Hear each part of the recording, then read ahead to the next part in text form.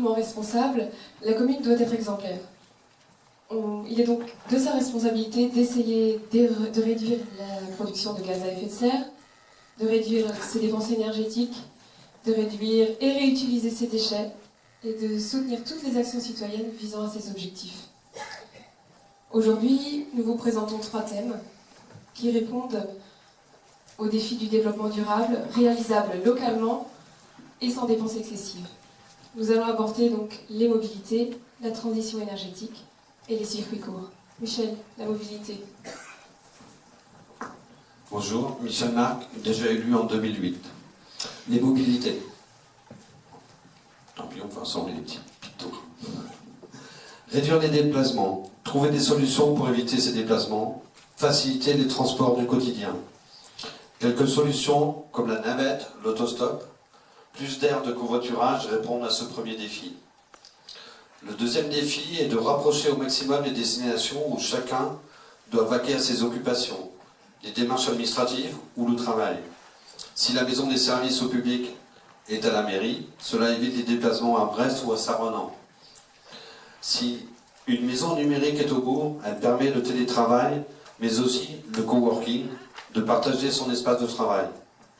Alors, pourquoi pas ne pas se déplacer à vélo ou à pied? Mais pour cela, il faudra aménager sérieusement les routes, sécuriser les voies, protéger tous les espaces publics pour que la priorité aux voitures, comme aujourd'hui, soit réduite à minima. Mettre en place des parkings vélos sécurisés, instaurer de vrais emplacements devant les commerces. Tout ceci devra se traduire dans un plan de circulation pour tous. Piétons, vélos, 2 roues, voitures ou transports en commun. Et qui mieux que vous, les usagers, qui connaissez toutes ces difficultés de circulation, à côté de chez vous, qui connaissez les points noirs de circulation sur la commune, qui ont des difficultés avec les enfants à rejoindre les plages ou les heures de jeu à vélo ou avec les poussettes, la création d'un comité des usagers répondra ou devra répondre à toutes ces attentes. Avec la transition écologique, il nous est demandé à toutes et à tous de lutter contre le dérèglement climatique. Le diagnostic énergétique est aujourd'hui obligatoire quand vous voulez vendre votre maison ou quand vous voulez louer votre appartement. A, B, C, D, E, F, G. Connaissez-vous réellement, tous, dans cette salle, le niveau de performance énergétique de votre habitation?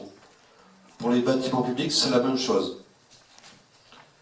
La rénovation énergétique est une préoccupation majeure dans notre programme. Ceci est valable pour les anciens bâtiments publics, comme pour les nouveaux locaux que nous serons peut-être amenés à construire. Pour pouvoir faire les travaux nécessaires, il nous faudra aider les particuliers aussi dans leur démarche auprès des instances comme la CCPI, qui peuvent subventionner les travaux. Dans nos écoles, les équipes pédagogiques apprennent déjà à nos enfants à réduire leurs déchets, à lutter contre le gaspillage à la cantine. Ils vont à la plage nettoyer, ramasser les déchets, comme dans certaines entreprises aussi.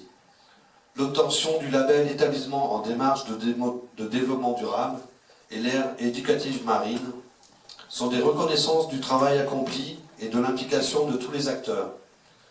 Élèves, parents, enseignants, ministères ou institutions. Mais c'est aussi une attractivité pour l'avenir de la commune, pour l'accueil des nouveaux habitants. À Thiel-en-Venec, venez voir les associations recycler vos emballages de café et carton noir en sac à main. Réparez votre grippin qui a fait déclencher la sécurité incendie.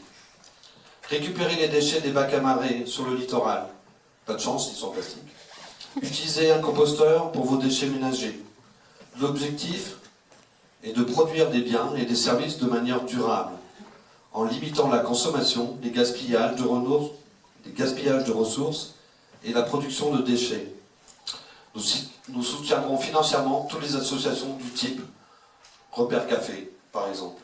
Toutes ces associations qui participent à cette économie circulaire. Je vous entends parler de soutien, vous avez parlé d'économie circulaire, je vois que vous avez sur votre transparent une épicerie solidaire. Quel soutien vous prévoyez pour soutenir les agriculteurs? Alors, lors de nos forums en 2019 et lors de nos échanges, les rendez-vous avec les acteurs de la commune, comme vous a dit Loïc tout à l'heure, ou bien pendant le porte-à-porte ces dernières semaines. Vous avez été nombreux à vouloir acheter des produits locaux, cultivés sans produits chimiques. Nous voulons accompagner toute initiative venant d'agriculteurs locaux souhaitant se convertir et des nouveaux venus souhaitant acquérir des terres pour produire localement notre nourriture.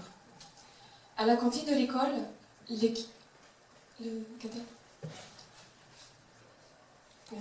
À la cantine de l'école, l'équipe se démène pour offrir aux enfants des repas goûteux, variés, équilibrés et recherche aussi toujours des fournisseurs d'aliments locaux et biologiques pour répondre aux exigences des lois, à savoir 50% de produits de qualité et durables, dont 20% de produits bio.